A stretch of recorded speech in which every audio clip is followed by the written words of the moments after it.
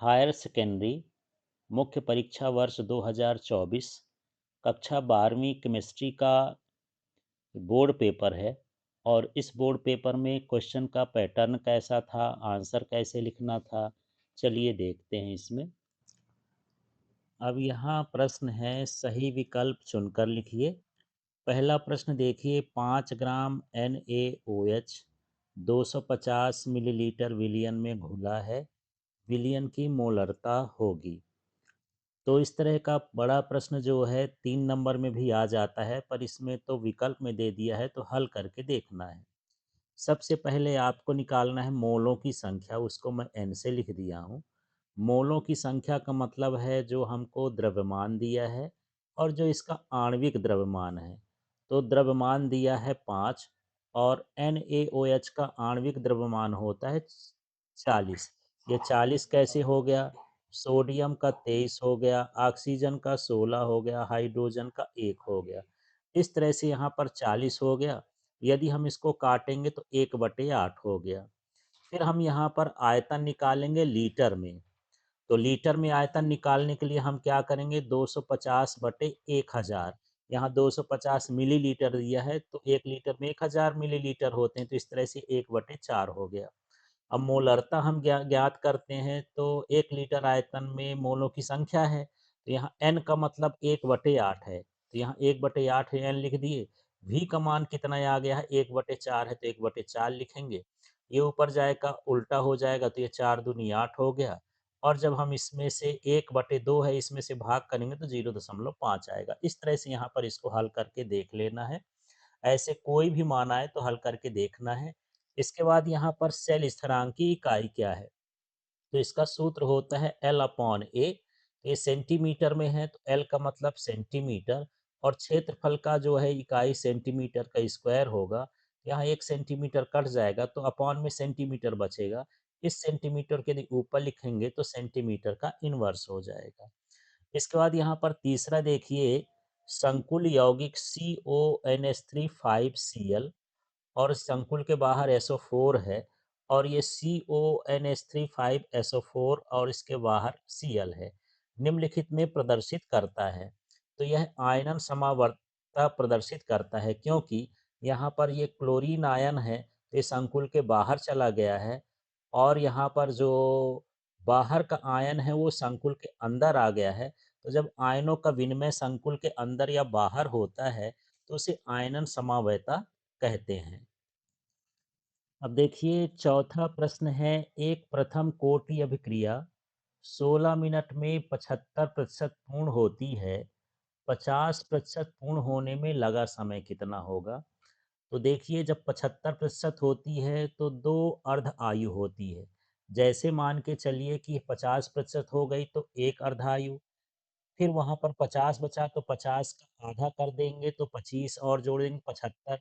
तो 75% होने का मतलब हो गया ये 2 अर्ध आयु हो गए, और इसमें लगता है 16 मिनट। यदि हम 50% की बात करें तो ये एक अर्धायु हो जाएगा। तो यहाँ पर 2 अर्धायु का समय 16 है, तो एक अर्धायु का मतलब क्या हो जाएगा, 8। अर्धायु काल का यहाँ मान होगा 8 मिनट। इसके बाद देखिए अगला प्रश्न है, निम्नलिखित एंजाइम माल्टोज को ग्लूकोज में परिवर्तित कर देता है, तो ये कौन परिवर्तित करता है, माल्टेज। फिर एल्डिहाइड में अल्फा हाइड्रोजन की प्रकृति होती है, ये होती है अम्लीय। अब यहाँ पर प्रश्न है, रिक्त स्थानों की पूर्ति करिए। किसी गैस की द्रव में विलेयता खाली स्थान के नियम द्वारा निर्धारित होती है, तो यहाँ है हेनरी का नियम। फिर है प्रश्न, एक फैराडे आवेश का मान खाली स्थान होता है, तो ये होता है 96,500 कूलाम। फिर है प्रश्न, EDTA एक खाली स्थान लिगेंड है, तो ये षटदंतुर लिगेंड है। इसके बाद यहाँ 2,4,6 ट्राई नाइट्रोफिनॉल खाली स्थान कहलाता है, इसको कहते हैं पिक्रिक अम्ल। फिर ये C6H5C OOH प्लस ये खाली स्थान C6H5CONH2 प्लस H2O है, तो यहाँ पर हमको NH3 भरना है, NH3 हो जाएगा ये। फिर है यहाँ पर मेथिल एमीन एथिल एमीन से कम क्षारी होता है, मतलब जिसमें जितना कार्बनिक समूह ज़्यादा होगा वो अधिक क्षारीय होगा। मेथिल में एक ही कार्बनिक समूह है, एल्केन समूह है, तो कम क्षारीय होगा। एथिल में 2 कार्बन हो जाएंगे तो अधिक क्षारीय हो जाएगा। फिर यह प्रश्न है, सत्य या असत्य लिखिए। अभिक्रिया दर की इकाई मोल प्रति लीटर प्रति सेकंड या लीटर इनवर्स सेकंड इनवर्स है। यह कथन सत्य है। लेंथेनाइड एक्टिनाइड की तुलना में अधिक क्रियाशील होते हैं, ये उल्टा लिखा है। ये हो गया असत्य कथन। फिनॉल को कार्बोलिक अम्ल भी कहा जाता है, यह सत्य कथन है। फिर है हाफमैन ब्रोमाइड अभिक्रिया द्वारा प्राथमिक एमीन बनाए जाते हैं, ये सत्य है। फिर किरेटिन एक गोलाकार प्रोटीन होता है, यह असत्य है, रेशेदार प्रोटीन है यह। स्टीफेन अभिक्रिया द्वारा कीटोन बनाए जाते हैं, यह कथन भी असत्य है। अब यहाँ पर हम देखते हैं सही जोड़ी। तो विटामिन डी B12 है, तो इसका जो घटक है ये क्या है, कोबाल्ट तत्व होता है इसके भीतर। फिर प्रोटीन है, इनमें से जो किरेटिन है ये एक प्रोटीन है। इसके बाद है विटामिन डी, तो विटामिन डी के कमी से रिकेट्स रोग होता है। फिर है डाई एजोनियम लवण, तो ये C6H5N2Cl है। फिर यहाँ पर हिंसबर्ग अभिकर्मक है, तो ये है C6H5SO2Cl। इस तरह से यहाँ पर इसकी जोड़ी मिलाना है। अब अगला प्रश्न है, एक शब्द या वाक्य में उत्तर दीजिए। मोललता की परिभाषा लिखिए। तो इसको परिभाषा है एक वाक्य में लिखना पड़ेगा। 1 किलोग्राम विलायक में घुले विलेय के मोलों की संख्या, यहाँ पर पूरा लिख लेना है। 1 किलोग्राम विलायक में यहाँ पर विलेय लिख देना है। विलेय के मोलों की संख्या को मोललता कहते हैं। फिर इसके बाद यहाँ पर तुल्यांकी चालकता की इकाई लिखिए। तो ये होता है ओम इनवर्स, सेंटीमीटर स्क्वायर और इक्विवेलेंट इनवर्स। इस तरह से यहाँ पर हमको इसकी इकाई लिखना है। फिर है एफ ब्लॉक के तत्वों का सामान्य इलेक्ट्रॉनिक विन्यास लिखिए। तो यहाँ पर एफ ब्लॉक के तत्व कहलाएंगे, तो ये हो जाएगा N-2 एफ में 1 से 14 तक भरे जाएंगे इलेक्ट्रॉन। फिर यह N-1 डी में 0 से 1 इलेक्ट्रॉन होते हैं। और ये है NS, तो इसमें भी 1 से 2 इलेक्ट्रॉन होते हैं। इस तरह से यहाँ पर NS1 से 2 कर देना है। फिर है उप सहसंयोजन यौगिकों का सिद्धांत किसने प्रतिपादित किया। ये किसने प्रतिपादित किया, वर्नर ने। फिर है प्रश्न, फार्मेलिन की परिभाषा लिखिए। तो फार्मेल्डिहाइड का 40% विलयन फार्मेलिन कहलाता है। अब छठवां प्रश्न है, प्रतिरोधकता की परिभाषा लिखिए, अथवा यहाँ पर है विशिष्ट चालकता की परिभाषा लिखिए। इनके मॉडल आंसर को देखिए। तो चलिए, प्रतिरोधकता या इसे विशिष्ट प्रतिरोध भी कहा जाता है। किसी पदार्थ की प्रतिरोधकता उसका वह प्रतिरोध है जब वह 1 मीटर लंबा हो एवं उसके अनुप्रस्थ काट का क्षेत्रफल 1 मीटर स्क्वायर हो। तो इस लाइन को आपको समझना है। जब कोई चालक 1 मीटर लंबा हो और उसके अनुप्रस्थ काट का क्षेत्रफल 1 मीटर हो स्क्वायर हो, तो उसके प्रतिरोध को उस पदार्थ की प्रतिरोधकता कहते हैं।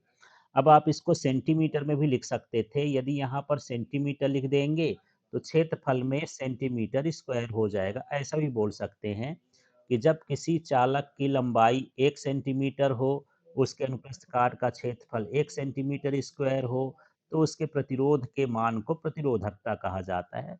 दोनों तरह से आप परिभाषा दे सकते हैं। इसके बाद है विशिष्ट चालकता। ये के है, ये कप्पा बोलते हैं इसको। इसको क्या बोलेंगे, 1 सेंटीमीटर क्यूब या 1 घन सेंटीमीटर भी पढ़ते हैं इसको। आयतन वाले चालक की चालकता को विशिष्ट चालकता कहा जाता है। और दूसरी परिभाषा है, विशिष्ट प्रतिरोध के व्युत्क्रम को विशिष्ट चालकता कहा जाता है। तो विशिष्ट प्रतिरोध का व्युत्क्रम क्या कहलाएगा, विशिष्ट चालकता।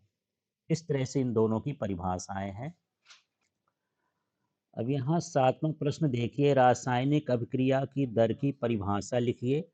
अथवा का प्रश्न है, रासायनिक अभिक्रिया की आणविकता की परिभाषा लिखिए। तो दोनों प्रश्नों के उत्तर देखिए।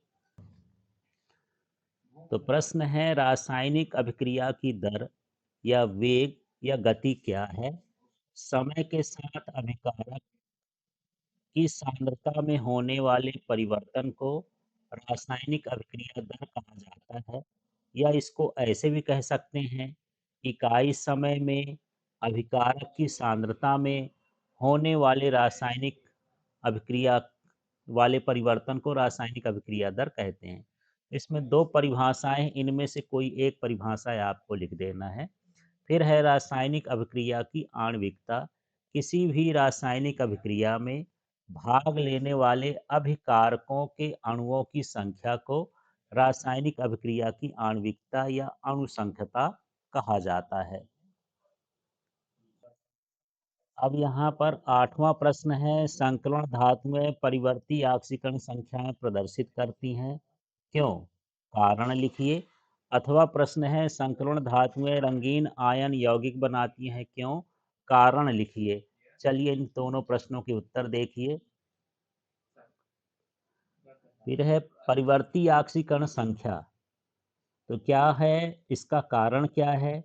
अधिकांश संकरण धातुएं परिवर्ती ऑक्सीकरण संख्याएं प्रदर्शित करती हैं, क्योंकि रासायनिक बंध बनाते समय उनके अंतिम कोष के एस उपकोष के साथ साथ उपांतिम कोष डी उपकोष के इलेक्ट्रॉन भी बंध निर्माण में भाग लेते हैं। तो इसमें एस कक्षक के भी और डी कक्षक के भी जो इलेक्ट्रॉन होते हैं वो बंध निर्माण में भाग लेते हैं, इसलिए ये परिवर्ती ऑक्सीकरण संख्या प्रदर्शित करते हैं। फिर यहाँ पर है रंगीन आयन अथवा रंगीन यौगिकों का निर्माण। अधिकांश संक्रमण धातुएं अथवा धातु आयन रंगीन होते हैं, उनसे बनने वाले यौगिक भी रंगीन होते हैं, क्योंकि इनके पास अपूर्ण अथवा अर्धपूर्ण डी ऑर्बिटल उपस्थित होता है, जिससे इसमें डी डी संक्रमण होता है। इसमें थोड़ा सा और लिखना है, डी डी संक्रमण होता है। डी डी संक्रमण का मतलब इलेक्ट्रॉन उच्चतर कक्षा में चले जाते हैं और जब निम्नतर कक्षा में आते हैं तो ये प्रकाश का उत्सर्जन करते हैं। तो इस तरह से भी लिखना है। उदाहरण के लिए देखिए, क्यूप्रिक C2+ आयन नीले रंग का होता है, क्योंकि इसके पास एक अर्धपूर्ण डी ऑर्बिटल उपस्थित होता है। और आपको इसका मूल आंसर लिखना है। इसमें डी कक्षक उपस्थित होते हैं, इलेक्ट्रॉनों में डी डी संक्रमण होता है, तो इलेक्ट्रॉन उच्चतर कक्षा में चले जाते हैं। जब उच्चतर कक्षा से निम्नतर कक्षा में आते हैं तो ये फोटॉन का उत्सर्जन करते हैं। अब यहाँ पर 9वां प्रश्न देख लिए, निम्नलिखित संकुलों के IUPAC नाम लिखिए। तो यहाँ पर इसका IUPAC नाम लिखना है। इसके बाद यहाँ पर देखिए, निम्नलिखित उप सहसंयोजन यौगिकों के IUPAC सूत्र लिखिए। तो चलिए इन दोनों के नाम और सूत्र देखते हैं। तो देखिए 9वां का है पोटेशियम टेट्रा आयोडाइडो मर्क्यूरेट, और ये सेकेंड है। और ये hexa aqua chromium third chloride. और जो इनका हिंदी में नाम लिखा था, सूत्र लिखना था, ये है K2ZnOH4। फिर यहाँ पर है NiCO4। तो ये था tetra aqua potassium tetra aqua जिंकपेट, और ये है टेट्रा कार्बोनेट निकिल। इस तरह से ये हिंदी में लिखा था, इसका हमको अंग्रेजी बनाना था, माने सूत्र लिखना था। तो ये प्रैक्टिस पर डिपेंड करता है और इसके नियम पर डिपेंड करता है कि आप कितना नियम पढ़े हैं और कितना प्रैक्टिस किए हैं। अब इसका 10वां प्रश्न है, संकुल आयन या जटिल आयन की परिभाषा लिखिए। अथवा का प्रश्न है, आयनन समवायता को उदाहरण सहित लिखिए। अब देखिए प्रश्न था, संकुल आयन या जटिल आयन किसे कहते हैं? तो इसका उत्तर देखिए, संकुल आयन अथवा जटिल आयन वे आवेशित मूलक होते हैं जिनमें दो या दो से अधिक लिगेंड केंद्रीय धातु आयन से उपसहसंयोजी बंध द्वारा जुड़े होते हैं। जैसे ये PtCl6 और ब्रैकेट के संकुल के बाहर 2 की घात माइनस है, तो इस तरह से यहाँ पर ये संकुल आयन कहला गया, इसका मान 2 माइनस। इसके बाद है आयनन समवायता क्या है? तो दो या दो से अधिक ऐसे संकुल यौगिक उपसहसंयोजी यौगिक जिनके अणु सूत्र समान होते हैं किंतु जो आयनन पर भिन्न भिन्न आयन देते हैं, आयनन समावयवी कहलाते हैं और इन यौगिकों के इसी गुण धर्म को आयनन समावयता कहते हैं। यहाँ पर देखिए, ये जो सल्फेट है अंदर संकुल के, क्लोरीन है बाहर, तो इनको आपस में विनिमय हो गया, क्लोरीन जो है संकुल के अंदर चला गया, सल्फेट बाहर आ गया। तो इस तरह से यहाँ पर आयनों का विनिमय हो जाता है संकुल के अंदर और बाहर। इनका अणुसूत्र समान होता है, लेकिन ये भिन्न-भिन्न आयन देते हैं। इसमें Cl आयन मिलेगा, इसमें सल्फेट आयन मिलेगा, तो इस तरह से ये आयनन समवायता कहलाएगी। अब 11 नंबर का प्रश्न है, DDT के कोई दो उपयोग लिखिए, अथवा प्रश्न है कार्बन टेट्राक्लोराइड के कोई दो उपयोग लिखिए। इन दोनों प्रश्नों के उत्तर को देखिए। तो 11वां है, DDT के उपयोग कीटनाशी के रूप में किया जाता है, माइटिनाइसी के रूप में किया जाता है। इसके बाद है यहाँ कार्बन टेट्राक्लोराइड के उपयोग आग बुझाने में पायरीन के नाम से और क्लोरोफार्म एवं फ्रियान को बनाने में इसका उपयोग किया जाता है। अब 12वां प्रश्न है, इसको देखते हैं। एल्किल हैलाइडों को अमीनो अपघटन रासायनिक समीकरण सहित लिखिए। अथवा का प्रश्न है, डाई एजोनियम लवणों की युग्मन अभिक्रिया को रासायनिक समीकरण सहित लिखिए। तो चलिए देखते हैं युग्मन अभिक्रिया और यहाँ पर अमीनो अपघटन की अभिक्रिया। तो 12वां प्रश्न है, एल्किल हैलाइड अमोनिया के एथेनॉलिक विलयन से नाभिक रागी प्रतिस्थापन अभिक्रिया करते हैं, जिससे हैलोजन परमाणु एमिनो NH2 समूह को प्रतिस्थापित हो जाता है। इस अभिक्रिया को अमीनो अपघटन कहते हैं। तो यहाँ पर देखिए, जो RX है ये एल्किल हैलाइड है, NH3 है ये अमोनिया है, ये इसका माध्यमिक यौगिक बना। और जब हम सोडियम हाइड्रोक्साइड की उपस्थिति से कराते हैं यहाँ पर, तो ये RNH2 माने ये क्या बन जाता है, एमीन बन जाता है। तो इसका जो हाइड्रोजन है ये प्रतिस्थापित होकर किसके साथ चला गया, तो इस तरह से इस क्रिया को हम अमीनो अपघटन कहते हैं। तो NH3 की अधिकता में प्राथमिक अमीन बनते हैं। इसके बाद युग्मन अभिक्रिया देखते हैं। तो युग्मन अभिक्रिया को समझिए। जब बेंजीन डाई एजोनियम क्लोराइड को फिनॉल के साथ तनु NaOH की उपस्थिति में गर्म किया जाता है, तब पैरा हाइड्रोक्सी डाइएजोबेंजीन नारंगी लाल रंग का रंजक बनता है। इस अभिक्रिया को युग्मन अभिक्रिया कहते हैं। तो ये है बेंजीन डाइएजोनियम क्लोराइड और यहाँ पर है फिनॉल। ये तनु NOH और की उपस्थिति में से गर्म करते हैं, तो इस तरह से यहाँ पर ये NN जुड़ते हैं। तो ये बना है पैरा हाइड्रोक्सी डाइएजोबेंजीन। ये नारंगी लाल रंग का रंजक होता है। इस तरह से इस अभिक्रिया को युग्मन अभिक्रिया कहेंगे। तो इन अभिक्रियाओं के समीकरण कम से कम आपको याद करना है। समीकरण याद कर लेंगे तो इसकी भाषा बनाना आसान हो जाएगा। अब 13वां प्रश्न देखिए। लिखिए कि प्रथम कोटि की अभिक्रिया में 99% अभिक्रिया को पूर्ण होने में लगा समय 90% अभिक्रिया पूर्ण होने में लगने वाले समय से दोगुना होता है। अथवा वाला प्रश्न भी देख लेते हैं। व्यंजक लिखिए कि शून्य कोटि रासायनिक अभिक्रियाओं के लिए अर्ध आयु टी हाफ का मान अभिकारक की प्रारंभिक सांद्रता के समानुपाती होता है। अब देखिए, प्रथम कोटि अभिक्रियाओं के लिए जो के का मान होता है ये 2.303 upon T log 10 A upon A minus x होता है। अब यदि कोई क्रिया प्रथम कोटि की है, 99% पूर्ण हो चुकी है, तो ए का मान तो 100 रहेगा, एक्स का मान 99 रहेगा। तो हमको यहाँ पर समय जो है T99 निकालना है। तो देखिए हम क्या करेंगे, यहाँ के लिख दिए, ये पूरा उसी तरह से पूरा इस समीकरण को लिखना है log 10। बस ए का मान यहाँ पर 100 हो गया, यहाँ भी ए का मान 100 हो गया, एक्स का मान कितना हो गया 99।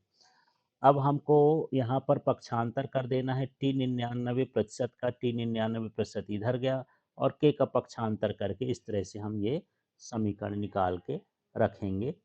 अब हमारी अगली कंडीशन हो जाएगी, इसको और हल करके देखते हैं। तो 100 का मतलब 10 की घात 2 हो जाएगा, तो 2 सामने लिख दिए हैं। ये रूल होता है कि इसकी घात ऊपर चली जाती है।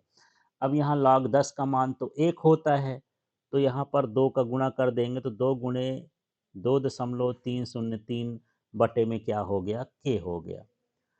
अब यहाँ पर हम अगली कंडीशन का देखते हैं कि जब अभिक्रिया 90% पूर्ण हो, a का मान तो 100 रहेगा, x का मान 90 रहेगा और समय अंतराल क्या रहेगा, t 90 रहेगा। तो वैसे समीकरण का उपयोग करते हैं, log 10 लिख दिए, 100 लिख दिए, ये रख दिए, इस तरह से हम मान रखेंगे। तो log 10 का मान यहाँ पर, ये log 10 नीचे है, यहाँ नहीं है। log 10 का मान तो 1 होता है, तो हमारे पास 2.303 के बच जाएगा। अब हम एक काम करते हैं, समीकरण जो हमारे पास ऊपर आया था, ये वाला 99 वाला मान के चलते हैं कि ये पहला समीकरण हो गया, और इसको हम मान लेते हैं या दूसरा ही मान लेते हैं। पहला तो ऊपर वाला मान लिए हैं जो ये समीकरण है, जो सूत्र होता है, ये पहला समीकरण हो गया। इसके बाद यहाँ पर हम इसको मान लेंगे ये दूसरा समीकरण जो 99% में हम निकाले हैं, और यहाँ पर ये हो जाएगा तीसरा समीकरण। और ऐसे सवालों को जब आप हल करके देखेंगे तब अच्छे से समझ में आएगा। अब हम समीकरण 2 में से 2 और 3 को भाग करते हैं। तो 2 में था 99, 3 में है 90, तो हम ये 99 बटे क्या लिख दिए, 90। इसके बाद इसी तरह से 2 में है 2 गुणे 2.303 बटे के, और ये तो यहाँ पर ये कट जाएगा, तो ये कितना आ गया, 2 आ गया। तो इसका मतलब ये है कि जब 99% क्रिया पूर्ण होती है, तो जब 90% क्रिया रहती है तो उससे उसको दोगुना टाइम लगता है। तो इस तरह से हमको सिद्ध करना था कि रासायनिक अभिक्रिया 99% पूर्ण होने में जो लगा समय होता है, 90% पूर्ण होने में लगा समय का दोगुना होता है। अब अथवा का प्रश्न है, हमको सिद्ध करना था कि शून्य कोटि की जो अभिक्रिया होती है वो सांद्रता के समानुपाती होती है अभिकारक के। तो चलिए इसको कैसे सिद्ध करेंगे। तो शून्य कोटि की अभिक्रिया के लिए जो k का मान होता है x/t होता है। अब मान लेते हैं कि कोई शून्य कोटि की रासायनिक अभिक्रिया आधी पूर्ण हो चुकी है, तो यहाँ पर x का मान क्या हो जाएगा, a/2। तो जब हम यहाँ, और जो समय है t का मान क्या हो जाएगा, t हाफ हो जाएगा। इस मान को इस सूत्र में लिखेंगे, तो x की जगह तो रख देंगे a/2 और t की जगह रख देंगे t हाफ। इस तरह से हमको ये समीकरण मिल जाएगा। यहाँ से हमको t हाफ निकालना है, तो तिर्यक गुणा करके अपॉन में क्या कर देंगे, a, और ये 2 आ जाएगा, तो ये हो जाएगा 2k। इस तरह से हल करना है। अब हल करने के बाद यहाँ पर टी हाफ और इसको जो 1/2k आया है, इसको k डैश मान लेते हैं। तो इसका मतलब ये है कि जो इसका अर्धायु काल होता है, ये अभिकारक की सांद्रता के समानुपाती होता है शून्य कोटि की अभिक्रिया में। अब यहाँ 14वां प्रश्न है, डी ब्लॉक के तत्वों को परिभाषित कीजिए तथा इनकी कोई दो विशेषताएं लिखिए। अथवा का प्रश्न है, एफ ब्लॉक के तत्वों को परिभाषित कीजिए, इनकी दो विशेषताएं लिखिए। अब देखिए 14 नंबर, डी ब्लॉक के तत्व, जिन तत्वों का इलेक्ट्रॉनिक विन्यास लिखते समय अंतिम इलेक्ट्रॉन डी उपकोष या ऑर्बिटल में प्रवेश करता है, उन्हें डी ब्लॉक के तत्व कहा जाता है। इन तत्वों के दो बाह्यतम कक्ष अपूर्ण होते हैं। इन तत्वों का सामान्य इलेक्ट्रॉनिक विन्यास n, ये n है, n-1 d 1 से 10 तक, और ये भी n है, ns 1 से 2 तक होता है। इन तत्वों को संक्रमण धातुएं भी कहा जाता है। इनकी विशेषताएं देखिए, ये परिवर्ती ऑक्सीकरण संख्याएं प्रदर्शित करते हैं, ये तत्व संकुल यौगिक बनाते हैं, रंगीन आयन बनाते हैं, तो मिश्र धातुएं बनाते हैं। इस तरह से कोई भी दो विशेषता आप इसमें लिख सकते हैं। अब अथवा का प्रश्न देख लीजिए, एफ ब्लॉक के तत्व, जिन तत्वों का इलेक्ट्रॉनिक विन्यास लिखते समय अंतिम इलेक्ट्रॉन एफ कोष में प्रवेश करता है, उन्हें एफ ब्लॉक के तत्व कहा जाता है। इनके तीन बाह्यतम कोष अपूर्ण होते हैं। इन तत्वों का सामान्य इलेक्ट्रॉनिक विन्यास ये n-2 F1 से 14 तक, यहाँ भी n है, n1-d 0 से 1 तक, और यहाँ ns2 होता है। अब इसकी विशेषताएं देखें, ये सभी तत्व दुर्लभ होते हैं। इन तत्वों को दुर्लभ मृदा धातुएं भी कहा जाता है। फिर ये एफ ब्लॉक के तत्व लेंथेनाइड या एक्टिनाइड में बाईं से दाईं ओर चलने पर इनकी परमाणु त्रिज्याएं घटती चली जाती हैं, जिसे लेंथेनाइड और एक्टिनाइड संकुचन कहा जाता है। इसके अलावा दो कोई भी और गुण लिख सकते हैं आप। अब यहाँ 15वां प्रश्न है, निम्नलिखित रासायनिक अभिक्रियाओं को रासायनिक समीकरण सहित लिखिए। फिनॉल की सोडियम से क्रिया, अम्लीय प्रकृति। फिर राइमर टीमन अभिक्रिया, ये दोनों अभिक्रिया लिखना है। अथवा का प्रश्न भी देख लेते हैं। निम्नलिखित परिवर्तनों के लिए रासायनिक समीकरण लिखिए। प्रोपीन से प्रोपेन टू ऑल बनाना है और बेंजिल क्लोराइड से बेंजिल अल्कोहल बनाना है। अब देखिए फिनॉल की सोडियम से क्रिया। फिनॉल सोडियम धातु से क्रिया करके सोडियम फिनॉक्साइड देता है। यह विक्रिया फिनॉल के अम्लीय स्वभाव को दर्शाती है। तो जैसे ये फिनॉल है और ये सोडियम से क्रिया करता है, तो ये सोडियम फिनॉक्साइड बना देता है। मतलब यहाँ पर H2 गैस निकल जाएगी और इस तरह से ये अभिक्रिया है। फिर है राइमर टी मैन अभिक्रिया। तो यहाँ फिनॉल है, ये क्लोरोफॉर्म है, ये कॉस्टिक पोटास है। जब इससे क्रिया करता है तो आर्थो एवं पैरासेल्डिहाइड बनता है। तो यहाँ पर ये एल्डिहाइड CHOOH जुड़ा है, यहाँ भी CHOH जुड़ा है। तो एक आर्थो में जुड़ा है, एक पैरा में जुड़ा है। तो इस तरह से आर्थो एवं पैरासेल्डिहाइड के मिश्रण हमको प्राप्त होते हैं। तो इसको अब हिंदी से भी लिख सकते हैं। जब फिनॉल को क्लोरोफार्म एवं कास्टिक पोटास के साथ दहन किया जाता है, तब सैलिसैल्डिहाइड बनता है। इस अभिक्रिया को राइमर टीमैन अभिक्रिया कहा जाता है। अब यहाँ 16वां प्रश्न है, एंजाइम की उदाहरण सहित परिभाषा लिखिए। अथवा देखिए आवश्यक एवं अनावश्यक अमीनो अम्ल की उदाहरण सहित परिभाषा लिखिए। अच्छा, इसका अथवा का प्रश्न छूट गया था, उसको देखते हैं। प्रोपीन तनु अम्ल की उत्प्रेरकों की तरह उपस्थिति में जल के साथ अभिक्रिया करके अल्कोहल बनाती है। अब यहाँ प्रोपीन का सूत्र है CH3CH डबल बॉन्ड CH2। अब इसको जल की उपस्थिति में क्रिया कराते हैं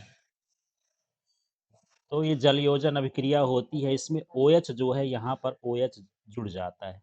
इस तरह से अभिक्रिया होगी और ये अल्कोहल बनाती है।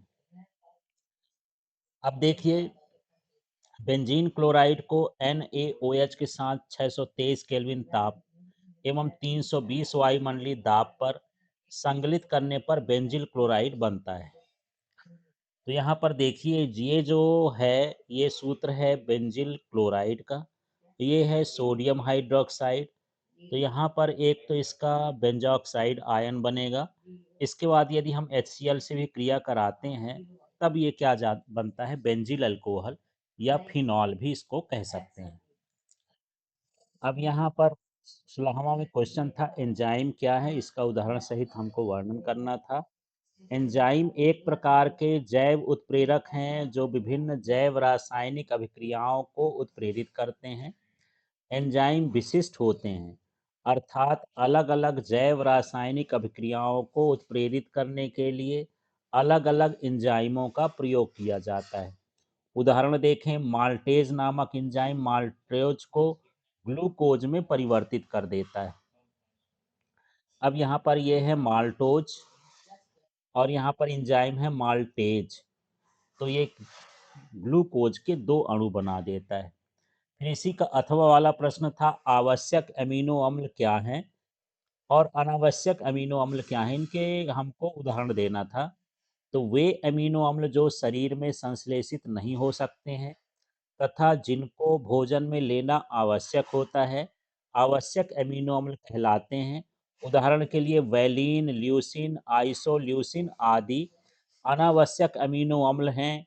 वे अमीनो अम्ल जो शरीर में संश्लेषित हो सकते हैं, उन्हें अनावश्यक अमीनो अम्ल कहा जाता है, जैसे ग्लाइसिन, एलानिन आदि। अब यहाँ 17वां प्रश्न है, परासरण दाब को परिभाषित कीजिए एवं इसके आधार पर विलेय के अणुभार निर्धारण के लिए गणितीय व्यंजक की व्युत्पत्ति करिए। अथवा का प्रश्न है, हिमांक में अवनमन को परिभाषित कीजिए एवं इसके आधार पर विलेय के अणुभार निर्धारण के लिए गणितीय व्यंजक की व्युत्पत्ति कीजिए। तो अब समझते हैं परासरण दाब पाई। परासरण की क्रिया में अधिक सांद्रता वाले द्रव की सतह पर जो अतिरिक्त वाष्प दाब कार्य करता है, परासरण दाब कहलाता है। आप दूसरी परिभाषा भी यदि याद है तो लिख सकते हैं। इसे पाई अक्षर से दर्शाते हैं। परासरण दाब के आधार पर विलेय के अणुभार का निर्धारण। तो देखिए वान हाफ जो समीकरण होता है pi equal to C R T होता है। यदि हम यहाँ सी को चेंज करना चाहते हैं तो एन बी अपॉन वी। सी का मतलब सांद्रता है, एन बी अपॉन वी का मतलब है एकांक आयतन में मोलों की संख्या, तो वो भी सांद्रता ही कहलाती है। तो इसको हम एन बी अपॉन वी लिख दिए हैं। लेकिन जो एन बी होता है उसका मान W B upon M B होता है, तो यहाँ पर W B upon M B लिख देंगे, बाकी चीज़ों को उसी तरह से उतार देंगे। अब यहाँ पर पाई इक्वल टू ये आ गया W B R T upon M B भी। अब यहाँ पर हमको एम बी निकालना है, तो एम बी का तिर्यक गुणा इधर कर देंगे, पाई का इधर कर देंगे। इस तरह से जो एम बी है विलेय का अणुभार है, डब्ल्यू बी है विलेय का भार है, और यहाँ पर आर जो है विलियन, ये गैस स्थिरांक है। इसके बाद टी का मतलब ताप है, और पाई परासरण दाब, भी का मतलब विलियन का आयतन। अब इसका अथवा वाला प्रश्न है उसको देखते हैं। हिमांक में अवनमन, और इसकी सहायता से हमें ज्ञात करना है विलेय का आणविक द्रव्यमान। तो चलिए इसको देखते हैं। विलयन का हिमांक सदैव शुद्ध विलायक के हिमांक से कम होता है। हिमांक में इस अंतर को ही विलयन के हिमांक में अवनमन कहा जाता है। इसे डेल्टा टी एफ से दर्शाते हैं। इस एफ को नीचे लिखना है, ऊपर लिखा हुआ है डेल्टा टी एफ, इस तरह से। और ये टी एफ हो गया, और ये टी एफ हो गया। तो ये हुआ शुद्ध विलायक का हिमांक, और ये क्या हो गया, विलयन का हिमांक। तो इनका जो अंतर है वही हिमांक में अवनमन कहलाता है। तो ये यहाँ पर ये एफ जहाँ जहाँ लिखा है नीचे लिखना है शुद्ध विलायक का हिमांक, यहाँ पर ये टी एफ है, ये हो गया विलयन का हिमांक। अब देखिए हमको करना है हिमांक में अवनमन के आधार पर विलेय के अणुभार का निर्धारण। तो यहाँ पर विलयन के हिमांक में अवनमन की जो परिभाषा है उसके अनुसार ये है टी एफ, और यहाँ पर के एफ लिखना है, और ये इनटू में क्या हो जाएगा एम, उसकी मोललता के समानुपाती होता है। तो ये मोलल स्थिरांक कहलाता है। तो इस तरह से आप इसको लिखेंगे। अब यहाँ पर यदि हम एम का मान जानते हैं मोललता की परिभाषा से, M equal to W B upon M भी। तो 1000 और इंटू हो गया डब्ल्यू ए, ये भार कहलाया, अणुभार कहला गया। अब यहाँ पर हम जानते हैं कि डेल्टा टी एफ अभी हम ऊपर निकाले थे, और ये के एफ निकाले थे। इसमें जो एम आया है इस सूत्र में, ऊपर देखिएगा ये पहले वाले सूत्र में एम है, इसके स्थान पर ये वाला एम का पूरा मान यहाँ रख देंगे तो ये समीकरण आ जाएगा। अब यहाँ से हमको एम बी निकालना है, तो एम बी का पक्षांतर इधर करेंगे, बाकी चीज़ें इधर कर देंगे। इस तरह से ये विलेय के अणुभार का सूत्र हो जाएगा। इस पूरे व्यंजक में जो जो संकेत आए हैं उनका नाम लिखना है। एम बी विलेय का अणुभार, के एफ मोलल हिमांक अवनमन स्थिरांक, और डब्ल्यू बी विलेय का भार, टी एफ क्या हो जाएगा हिमांक में अवनमन, और डब्ल्यू ए हो जाएगा विलायक का भार। तो इस तरह से यहाँ पर विलेय का अणुभार का सूत्र हम निकाल सकते हैं। अब 18वां प्रश्न देखते हैं, कोलरास का नियम।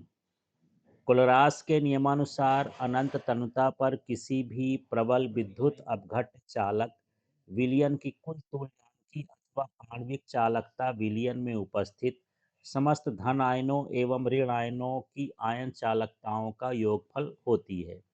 तो यहाँ पर देखिए लेमडा हो गया अनंत तनुता पर चालकता, और ये हो गया धनायन की चालकता, ये हो गई ऋणायन की चालकता। तो इनकी तुल्यांकी चालकताओं के योग के बराबर हो गया। यही कोलरास का नियम है। तो देखिए ये लेमडा डेल्टा का मतलब अनंत तनुता पर विलयन की कुल तुल्यांकी या आणविक चालकता कह सकते हैं। लेमडा प्लस का मतलब विलयन में उपस्थित समस्त धनायनों की चालकता है, और लेमडा माइनस का मतलब विलयन में उपस्थित समस्त ऋण आयनों की चालकता है। इस तरह से कोलरास का नियम है। अब कोलरास के नियम के हमको अनुप्रयोग समझाना है, तो इसको देखते हैं। दुर्बल विद्युत अपघट्य चालकों की अनंत तनुता पर तुल्यांकी चालकता के निर्धारण में हम कोलरास के नियम की सहायता से दुर्बल विद्युत अपघट्य चालकों का भी अनंत तनुता पर तुल्यांकी अथवा आणविक चालकता का निर्धारण कर सकते हैं। इसका दूसरा उपयोग देखिए, दुर्बल विद्युत अपघट्य चालकों में आयनन मात्रा अल्फा के निर्धारण में हम कोलरास के नियम की सहायता से दुर्बल विद्युत अपघट्य चालकों के आयनन की मात्रा का निर्धारण भी कर सकते हैं।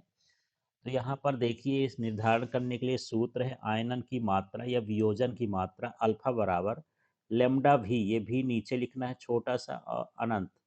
लेमडा भी का मतलब क्या है, भी तनुता पर विलयन की तुल्यांकी चलता, और ये चालकता, और अनंत पर विलयन की तुल्यांकी चालकता या आणविक चालकता। इसी का अथवा वाला प्रश्न है, देख लीजिए। इसमें गैल्वेनी सेल और विद्युत अपघटनी सेल में अंतर लिखना है हमको। तो इसमें देखिए क्या क्या है। इसमें रासायनिक ऊर्जा को विद्युत ऊर्जा में बदला जाता है, गैल्वेनी सेल कहला गया। विद्युत अपघटनी सेल में इसमें विद्युत ऊर्जा को रासायनिक ऊर्जा में बदला जाता है। इसमें दोनों इलेक्ट्रोड दो अलग अलग विलयनों में डूबे होते हैं। इसमें दोनों इलेक्ट्रोड एक ही विलयन में डूबे होते हैं। इसका ऋणावेशित इलेक्ट्रोड एनोड और धनावेशित इलेक्ट्रोड कैथोड कहलाता है। इसमें ऋणावेशित इलेक्ट्रोड कैथोड और धनावेशित इलेक्ट्रोड एनोड कहलाता है। गैल्वेनी सेल की गिब्स मुक्त ऊर्जा में सदैव कमी होती है। विद्युत अपघटनी सेल की गिब्स मुक्त ऊर्जा में सदैव वृद्धि होती है। इस तरह से ये चार अंतर आप इसमें लिखें। तो अभी 18वें प्रश्न का हम देख रहे थे, कोलरास का नियम और इसके कोई दो अनुप्रयोग। इसी तरह से गैल्वेनी सेल एवं विद्युत अपघटनी सेल में कोई चार अंतर, इसके हम उत्तर देख चुके हैं। अब यहाँ पर देखिए 19वां प्रश्न है, निम्नलिखित अभिक्रियाओं को रासायनिक समीकरण सहित लिखिए। क्लोरोफार्म का ऑक्सीकरण, और यहाँ पर है वुर्ज-फिटिक अभिक्रिया। इसका अथवा प्रश्न है कि ये समीकरण हमको दिए हैं, चार समीकरण, इनको हमको क्या करना है, पूर्ण करना है, पूर्ण करके लिखना है। चलिए इसके उत्तर को देखें। तो प्रश्न था इसमें क्लोरोफार्म का ऑक्सीकरण बताना था। क्लोरोफार्म वायु की उपस्थिति में ऑक्सीजन से क्रिया करके अत्यंत विषैली गैस फॉस्जीन COCl2 बनाता है। इसकी रासायनिक अभिक्रिया भी लिखना है। ये क्लोरोफार्म है और ये ऑक्सीजन है, और इससे रिएक्शन करेगा। तो यहाँ पर ये H और Cl एक कम करके उसके साथ O जोड़ देना है, तो ये COCl2 फॉस्जीन गैस बना दिया, HCl बना दिया। अब अगला है वुर्ज फिटिक अभिक्रिया। तो इसमें देखिए ये क्लोरोबेंजीन है और ये क्लोरोमेथेन है, माने हेलो एल्केन और हेलो एरीन दोनों रहते हैं, सोडियम की उपस्थिति में शुष्क स्तर में क्रिया करते हैं। तो ये जो इसका बेंजीन वाला हिस्सा है और ये जो इसका CH3 वाला एल्केन वाला हिस्सा है, ये दोनों आपस में जुड़ जाते हैं, टॉल्यून बना देते हैं। तो देखिए, जब क्लोरोबेंजीन C6H5Cl एवं क्लोरोमेथेन CH3Cl को सोडियम धातु के साथ शुष्क ईतर की उपस्थिति में गर्म किया जाता है, तब टॉल्यून बनता है। इस अभिक्रिया को वुर्ज फिटिक अभिक्रिया कहा जाता है। अब यहाँ पर अथवा का प्रश्न था, इधर का मान दिया है, इसे पूरा करना था। तो इसमें सिर्फ यहाँ विस्थापन कर देना है, Br को जोड़ देना है Cn के साथ। तो इस तरह से CH3 CH2Cn बन गया, एथिल साइनाइड बनता है। इसके बाद अगले में देखिए एथिल क्लोराइड है, सोडियम एथॉक्साइड है, और इसके साथ जब क्रिया करेंगे तो यहाँ NaCl जो है ये अलग हो जाएगा और ये वाला हिस्सा इससे जुड़ जाएगा, तो NaCl बन गया। अब यहाँ पर ये अभिक्रिया दी हुई है, निर्जल AlCl3 है। तो सबसे पहले तो ये CH3 जो है इस पैरा पोजीशन में यहाँ पर जुड़ेगा, और एक इसके यहाँ पर जो है आर्थो में, एक कहाँ जुड़ेगा, पैरा में। इस तरह से आर्थो एवं पैरा क्लोरो टाल्यून जो है यहाँ पर बनता है। फिर इसका चौथा वाला है, यहाँ पर एथिल अल्कोहल है, थायोनिकल क्लोराइड है, और इसके साथ जब हम क्रिया कराते हैं तो यहाँ पर ये Cl जुड़ता है, OH यहाँ से विस्थापित हो जाता है। SO2 HCl, इस तरह से यहाँ पर समीकरण हमको प्राप्त होता है। इसका 20वां प्रश्न देखते हैं। निम्नलिखित अभिक्रियाओं को रासायनिक समीकरण सहित लिखिए।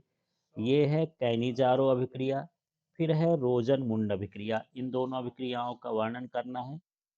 फिर अथवा वाला प्रश्न है, क्या होता है बेंजीन की एस्टिल क्लोराइड के साथ निर्जल एल्युमिनियम क्लोराइड उत्प्रेरक की उपस्थिति में क्रिया कराई जाती है। फिर बेंजीन को कार्बन मोनोऑक्साइड एवं हाइड्रोजन क्लोराइड गैस के साथ निर्जल एल्युमिनियम क्लोराइड के उत्प्रेरक की उपस्थिति में गर्म किया जाता है। तो 20वें का पहला प्रश्न था कैनिजारो अभिक्रिया। जब फार्मेल्डिहाइड को सांद्र NaOH कास्टिक सोडा के साथ गर्म किया जाता है, तब मेथिल अल्कोहल एवं सोडियम फार्मेट बनता है। इस अभिक्रिया को कैनिजारो अभिक्रिया कहा जाता है। तो ये है फार्मेल्डिहाइड, ये है कॉस्टिक सोडा।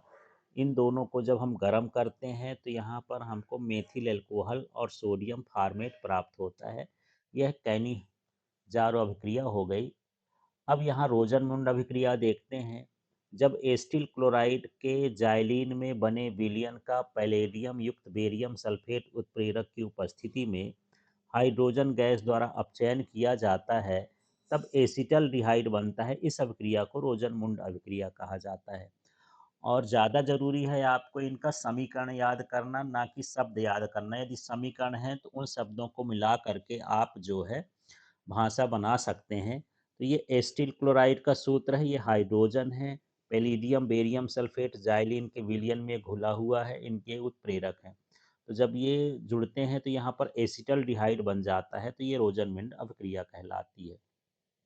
अब इसका अथवा प्रश्न था कि क्या होता है जब बेंजीन एस्टिल क्लोराइड के साथ निर्जल AlCl3 के साथ गर्म किया जाता है।